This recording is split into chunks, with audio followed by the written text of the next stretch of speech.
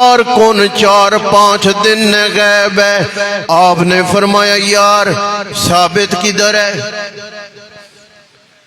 آپ نے کیا فرمایا؟ ثابت کدھر ہے؟ پتہ چلا کہ رسول پاک کو حضرت ثابت بن قیس کے نہ آنے کی وجہ کا پتہ نہیں ہے۔ اللہ کے نبی سوال وہ کرتا ہے جسے علم نہ ہو، اور جسے علم ہے اسے سوال کی حاجت و ضرورت نہیں ہے۔ اللہ کے نبی علیہ السلام کو بتایا ہے کہ حضرت ثابت بن قیس کے ہمسائے حضرت عبادہ بن صامت رضی اللہ تعالیٰ عنہ ہیں۔ یا رسول اللہ اجازت ہو میں پتہ کر کے ہوں۔ گئے واپس آئے،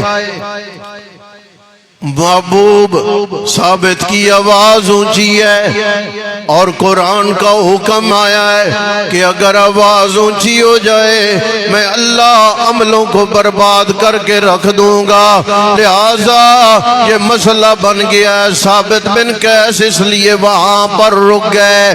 اللہ کے نبی علیہ السلام نے فرمایا انہیں بلا کے لے آؤ۔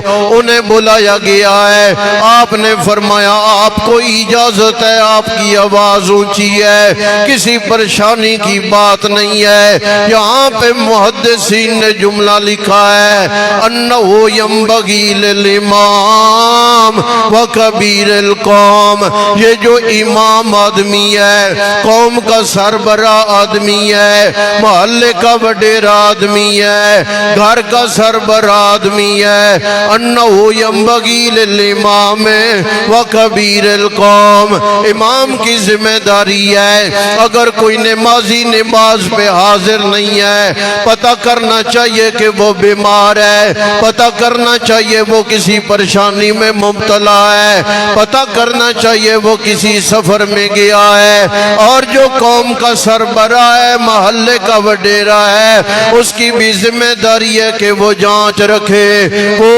اپنے محلے داروں کی خیر خواہی کرتا نظر آئے۔